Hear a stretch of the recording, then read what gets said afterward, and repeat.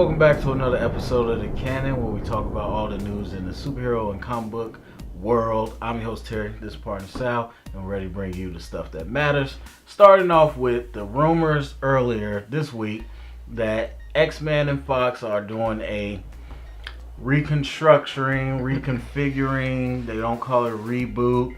A lot of news came out, but basically it looks like Simon Kinberg, executive producer and writer of a lot of movies, will be rewriting a new story to take the X-Men franchise in. So what do you think about this, Sal? I think it's time, especially with like movie like Logan, where it's kind of ending his story, and his story is basically the story of the X-Men, or the X-Men story was his story throughout many of the movies. So I think it's a good time that they're doing this. I think it's kind of to me, it's their only choice at doing this and not muddling the timelines and the characters more than they already have. A lot of the main characters are older now. I'm sure they, don't really want to do superhero stuff all their life. Even Fassbender and McAvoy, I'm sure they might be overdoing it already too. So if they're gonna think of a reboot, now's the time. Yeah, I agree. The timing, I guess, makes sense. After Logan, you pretty much are free to do that. But what do you think do you think it could actually be executed? Because Kinberg did mention that they're going to write the script with space for Jennifer Lawrence, Fassbender, and McAvoy's characters to return, which then doesn't make it a reboot. Yeah, it's kind of like a soft reboot. It's kind of like when a team's rebuilding, but they still keep a lot of their key players, so it's not like a total rebuild. But if they can make it work, I don't mind those characters. But at the same time, I think that their shelf life then is still goes only so far. So then you'll be worrying about, we might not have McAvoy for 4 more movies, or 4 movies down the line, but he's one of the key characters, so it'd be hard not to have him. Stuff like that just kind of worries me, so I would rather have just a total reboot, something new, something fresh, and something they can really go wherever they want to go with it. Yeah. And it opens doors up for like Fantastic Four and stuff like that. True. And especially Deadpool. And Deadpool, we don't even know where in the timeline it is, and whether it's in the same universe or not. Kind of with this specific X-Men, the main canon. Right. So. And I think that was at the time I didn't really like it in Deadpool that they didn't cross with the regular X-Men, but I think that was a real smart move on their part, because it now keeps Deadpool free from being tied down by this just messed up timeline and canon that's going on with X-Men. So after Days of Future Past, I didn't think that was the end, but I thought that's where you should have ended it, because it was not going to get better than that. And then to follow up with a Logan be cool, but X-Men Apocalypse completely threw things off balance. Now you got all these new actors playing old characters, and just the storyline is all different. And now you're talking about writing a new story but keeping only 3 of the actors like that, or characters. So I'm like, okay, you're getting a new Jean Grey after we just got a new one. Like, how does that work? None of it makes sense. It has to be a complete reboot. If they do anything other than a complete new everything, it's gonna be so stupid. It's not even gonna make sense. And I guess the next report came out that they're looking at the Phoenix Saga, and I liked Sophie Turner and all. I liked all of them. I don't really have a problem with anybody, but storytelling wise, they messed up. They got to start over, and they can't just force this, because the Phoenix thing is already pretty much done now after X-Men Apocalypse. Yeah, so I don't know where they would. It just seems to be 2 conflicting reports, and we're not really sure which one is true. They could be, they can be wanting to do both, but they just don't know which one yet. But I'm all for the reboot. I don't know I guess they would use the new, the kids as the new ones. If they did the Dark Saga, Dark Phoenix. I don't know. It's as muddled as it is. It's hard to explain. Yeah, it's pretty messed up because, within the report, Kimberg said that Gambit and New Mutants are going back into development. We know what happened with that or with Gambit movie, but now they're sending it back in development. They're restructuring everything. But for me, you need a reset. You need a reset button because just like talking about it is confusing. I'm sure people listening are confused. It's just, it makes no sense trying to keep certain characters and not using other characters, or recasting actors but not recasting this actor. Would make no sense. So I think you can do a Gambit, you can bring in New Mutants, you can do the Phoenix Saga, you can link up with Deadpool and Fantastic. You do all that. You just gotta start over and just redo the story. So and it's time. Like that came out, like X-Men came out like 2000. Like it's been forever. We Since 15 years. 16. We understand it. I think Logan looks amazing. I don't know if it wraps a pretty bow on it, but we don't even know if we need a pretty bow at this point. Just call it. Here's the line. It's over. Moving on. And Bryan Singer, also on the report, won't be back to do any more X-Men movies. So it's the era's over. It's just time. Yeah. No, yeah. So speaking of Fox and continuing on with that, also in the report is that Deadpool 3 is now in development. We've been talking the last few weeks about Deadpool 2 being up in the air. Not up in the air, but having its issues. Yeah. And already Fox is talking about developing Deadpool 3, which will feature X-Force.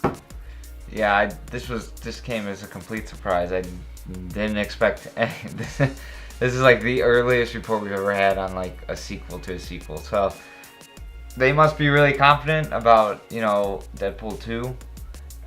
Which is interesting. Yeah, which is interesting. And again, I don't know if the Deadpool thing after 2 will be within the canon of X-Men or not. Obviously, it all depends on now what our last story was.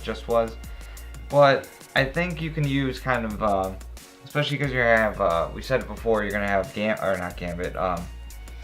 Cable in this, that he could be the catalyst for changing things totally, and that's kind of an excuse. It's kind of like Days of Future Past. It's kind of a cheap catalyst, but it's a catalyst nonetheless. And but yeah, so for them to think even about 3 with X-Force is interesting. I don't know if it's good or bad that they're thinking this far ahead, but for having another movie's sake, it's good. Yeah, I think it's weird. Just because of what's happening with Deadpool 2, it hasn't even started filming yet, and we know all the issues, losing the director and all that. We don't really know where that's going to land, but it does speak to Ryan Reynolds' vision of having a smaller movie as opposed to Tim Miller's bigger movie, where we heard about Cable, Domino, and X-Force, and apparently they're saving that for a third movie and not trying to fit it all in one. So we probably will get the smaller movie we were accustomed to with the first one. So that's the only thing I can think about. I don't know how it's all gonna fit, so I gotta see 2 first. I can't even think about 3. That's why I definitely think you won't hear this confirmed by Fox or anybody. This is more like a scoop. Yeah. That they're talking about Deadpool 3, because no studio's gonna come out and tell you that right when they haven't even started filming the second one. So yeah, that's odd. Yeah, definitely interesting. Also interesting, a young actor that we've been talking about for a while has finally been confirmed as Vulture.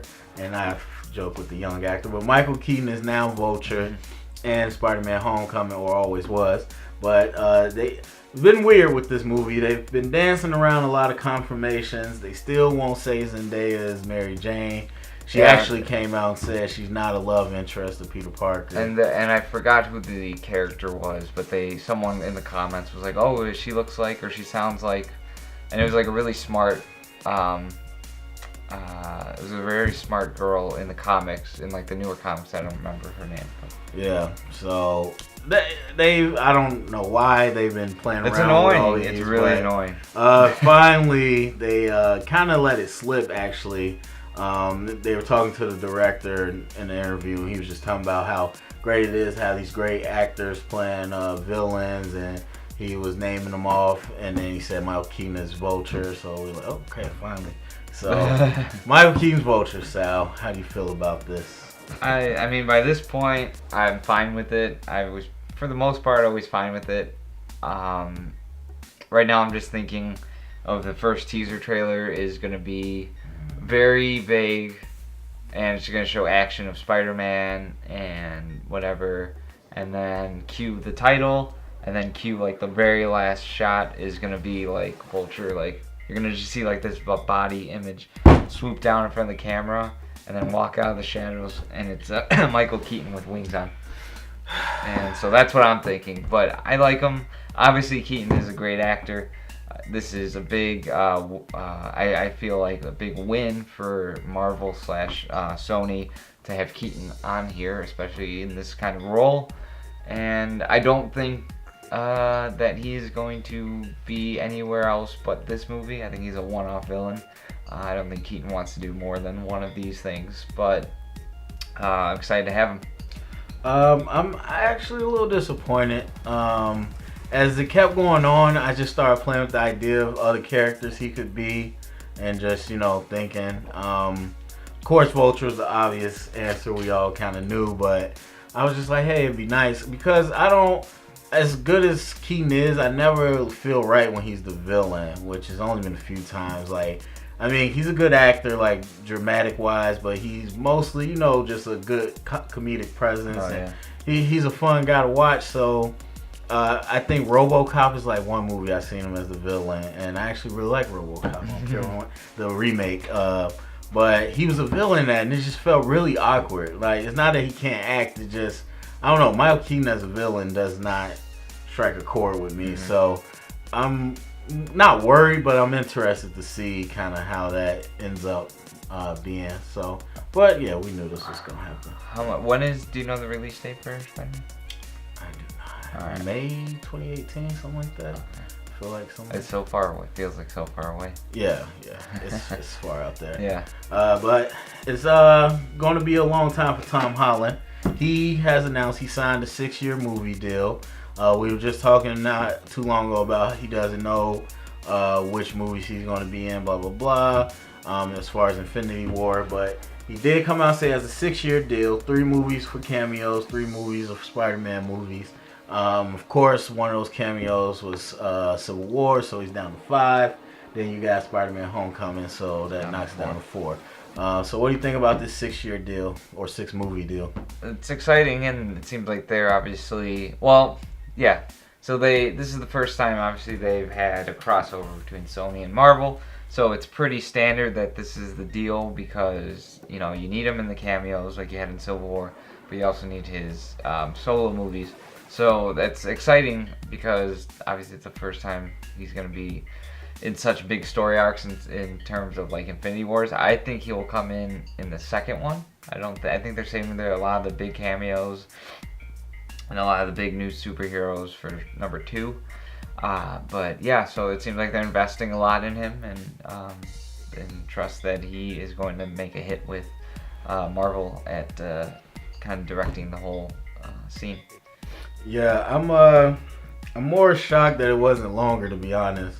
I mean, 6 movies is fairly decent, but if 3 of them are cameos, and what, I forgot, how long was his screen time in Civil War? It was like 14, no, not 14 minutes. I think it was less than that. Less? Yeah. Oh, okay. I know the airport scene was 14 minutes. I don't remember, but if, you know, it wasn't that big in the grand scheme of things. So if those are what his cameos are going to look like, then okay, we're talking about a trilogy for Spider-Man movies. I figured it'd be more movies than that. So, but I'm sure they'll re-up once it all goes down. But he was the best part of Civil War. People love Tom Holland's Spider-Man. I think it's going to be a hit. This character is probably the most popular character out there. Yeah, it makes sense. It is interesting that he does have 6 cameos, because we know it's with, or 3, yeah. But we know it's with Marvel movies. It's, you know, he's not cameoing in other Fox movies. So what if he came up in Deadpool 2 though? Well, wait. No, I'm sorry. He's owned by Sony. Oh yeah. Yeah. So anyway, it has to be Marvel movies. So that gives us more insight because we still haven't heard the details of that deal. So I don't know what that could be. We already know it's Civil War. Maybe it's both Infinity Wars. I don't know, but I'm wondering. My question has always been, how long is this Marvel Sony contract type deal? Like, how far does that reach out? So I'm guessing it's just 3 movies. So I don't know. But good news for Tom Holland. Got his franchise. But oh yeah, he's gonna get paid. But I am just curious now to how long the Marvel Sony deal will last. I think they're just testing the waters and not committing too much, but committing enough to have a sample of it. True. All right, so we have a young writer by the name of Christina Hodson, who is apparently very hot in the circles of Hollywood right now. She does not have many movies to her credit. She had the recent movie Shut In, the horror movie, didn't see it. But she is said to be writing the Birds of Prey movie for DC and the Bumblebee spin-off movie for the Transformers franchise. So Harley Quinn solo movie isn't a solo movie. It's a Birds of Prey movie that she'll be in. So I guess they're going forward with that. Not fully with the solo movie like we thought. But this writer is writing it, and I don't know how to react to it because I don't know what else she's really done. So did she work on Transformers already? I believe. Not as a writer. Oh, I don't know. Not that I've seen. She didn't write the script. I mean, she could have. I don't know. I thought they said Transformers writer when I read the story. But anyways, yeah. Yeah, she wrote the. No, she wrote the Transformers, or she wrote the Bumblebee spin-off movie, which hasn't been made yet. But she wrote it. Yeah. Oh, so that's what it was. Okay, yeah. Yeah, it's hard. I mean, it's hard to gauge like where it is. I can imagine the Bumblebee movie is gonna be somewhat comedic because wasn't he? He was a little bit of a comedy relief. Yeah. Yeah. So I imagine that's the tone of that movie, and it's gonna be the same thing because essentially, I believe the Birds of Prey movie will be half and half a Harley solo and half a Birds of Prey, depending on the story, obviously. But you have to have that big established character, which he already is, carry a movie. So I imagine that it's going to be also comedic, and I'm guessing that's why they picked her. And hopefully she's a good writer, and that's really all you can hope for. Yeah, I mean, I do hope she does well. It's weird looking just at like she's done Shut In. I didn't see it, but it's a horror movie. She's writing the Fugitive remake, the Harrison Ford movie, and then Transformers and this. It's like seems really all over the place. I mean, she could be just really good. I don't know. Yeah. So, but it's like we can't really gauge where she is. It does just bother me a little once I see writers that kind of don't have a strong foot in one area, but we'll see. The bigger news to me is the Harley Quinn spinoff being Birds of Prey. Do you think that's a good move to bring out Birds of Prey movie with Harley Quinn, who's never really traditionally been a Bird of Prey? So, well, we don't know that she's like you're saying like she's with them. Yeah, well, that's what I figure. If she's the main character, she could just be one of the. I wouldn't even say main villain, but she could team up with them. I would assume. I don't know. Yeah, no, she hasn't obviously been in the Birds of Prey, not that I know of. But it would be good. It's going to be good because you're going to bring in a lot of younger actors. True. So you can establish them while also just establishing more characters to your universe, making the universe, expanding the universe, which I think Suicide Squad has done tenfold just by that movie itself. And so it's going to be something of similar to that, I believe. And let's just hope David Ayer doesn't get caught up directing that movie. He's not going to do it. I don't know. But I'm just wondering because I can't remember too much, but of course Batgirl and Canary, those are like the only two I can remember from Birds of Prey. Huntress, I think, was one of them. But anyway, so Huntress, Canary is like, how if you introduce these characters, how long before you have to bring in the Green Arrow and the Oliver Queen character, you know, and then you do Barbara Gordon. So I mean, we already got a Jim Gordon, but it's like, okay, well, what about Robin, Nightwing? Yeah. It's like we're opening up, which they could also be in there. They don't have to stick right to the comics. Well, I'm just saying, I think this movie opens up a lot of doors, and I don't know if we're ready for that. I mean, we don't know when it's gonna come out, but I would imagine it's a second phase thing. Yeah, it's interesting if they choose to go Birds of Prey. So, but I am happy they didn't do Harley Quinn's solo movie. I did not think that was gonna work. Every time they brought it, I just didn't.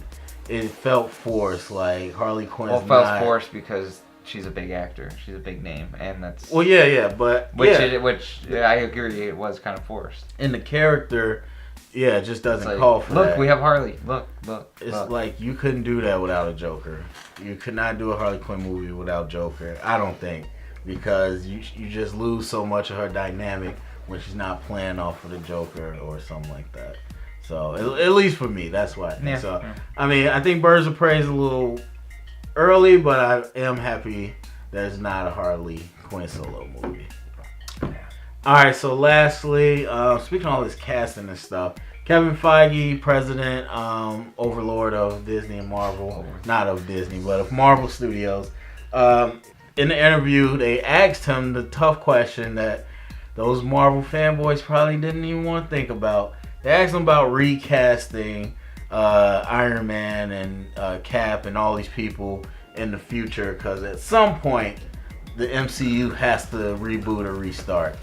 And so when asked about it, Kevin Feige basically said, I think of some of these characters as iconic, like a Batman, or I don't even remember what else he said, but basically he said these are like characters that are going to be played by a lot of different actors. Yeah. And so eventually they're going to be recast, but they have stories for the current cast for many years to come. So, what do you think about that? He said that before in terms of maybe not specifically the actors, but he has said, yeah, we're already thinking about 2020 and beyond and whatnot. So yeah, I mean, in terms of recasting them, it's inevitable. These people don't want to do this forever, and this has opened up a lot of doors for a lot of these actors to do other things and to do other types of movies. So I'm sure they want to go into that. And yeah, it's just going to be odd to recast in the golden age of comic book movies, because you have these storylines. And we're kind of seeing it with X-Men already, though that was 15 years, but even Marvel, Iron Man's coming up on 10 years in one more year, so that's even weird to think about. So it's just weird. It's just a weird situation to have to do it so close to one another. Like, if you think of Batman, the last movie before Begins was 97, 98 was for Batman and Robin. And so you had almost 10 years of buffer time. You didn't have this expanded universe as well. So it's just going to be weird, and but it's going to happen, and I think people are going to be ready for it when it does happen. I feel like it'll happen after the 2020 slate, so Phase 4, I believe. Yeah. And that's kind of what they asked him about. It's... You know, I think it's the exact same as the X-Men issue, because as much as people talk about MCU, X-Men is really the elder here, and so you see that it does get to a point where you have to make that, hit that reset button. But for me, I look at Marvel, and it seems like instead of recasting, which he was talking about, it did seem like they were just trying to bring in new characters to focus on and kind of let the other ones go by the wayside. Like, after Phase 3, a lot of people have always speculated that Cap and Iron Man wouldn't make it, or we thought one of them would die in Civil War and all this stuff. So it was always, in my mind, we always kind of felt like MCU won't recast. They're just going to move on to a new group of characters. They kind of are. Doctor Strange, Miss Marvel, Guardians of the Galaxy, Ant-Man, all of them. However, I'm wondering, like, when do you recast, though? Because I feel like if you, let's say you Captain America, if you had to recast Captain America, like, that throw the whole MCU off.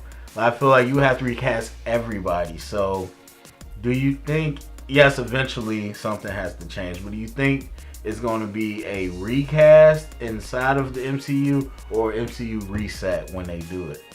I think it's going to be a recast within the MCU. So it's going to be within the storyline. I don't think it's going to be like a whole reboot in terms of, you know, new executive, not executives, but new people behind the scenes, new people on screen. I don't think it's going to be that. I think it's going to be, they're going to ride the wave of money that's always going to continuously come in, and they'll redo it within the story and within that universe.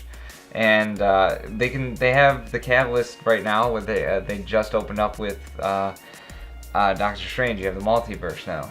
So if you wanted to go as far as saying this happened in the multiverse and set off a chain reaction, and this is our universe now, and these are the new people, something like that, you can do that. I think that's the easiest way to do it. And do you go young or do you go? I think same age. I don't. Like, are you talking like X-Men, the new X-Men? No, I mean like with when you recast Iron Man or whoever, or whenever they do this, do you go young or do you just? What do you mean young? Like compared to what? Do you cast a young person, a young actor like they did with Tom Holland and? Oh, that's what I'm saying. Like that X-Men, the ones in Apocalypse. Oh yeah. No, I don't think so. I think you can do the same age. It'd be interesting, but that same thing, those actors don't want to stay around for 10 years either, I don't think, and grow into older people. I don't know. That's how you make money. It is, but yeah. But then they could end up being bad. Well, yeah, they'll cut them after that, man. But the new universe goes to shit. Yeah, those are all issues. Yes, those are all real issues. I think. It makes sense logically, but story-wise, like, I think they're gonna hit a fork in the road. They're really gonna have to make some tough decisions. I mean, hey, if they got the guys to make it make sense to me, fine. But sitting here, I don't see how you can explain someone that's not Chris Evans as Captain America to me. So, well, it's weird. Yeah, we'll see about that. All right, so I guess that is the show for today. Sal, any last words? Where can people find us?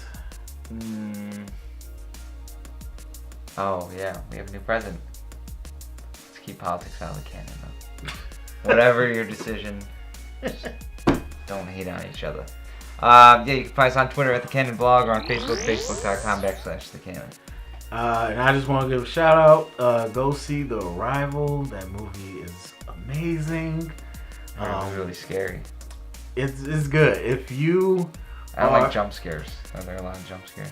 If you're upset with the current, events in humanity, you might not want to see it. It's just gonna make you more scared. But it's a great movie. Amy Adams, yes. And if you heard it here, it's canon.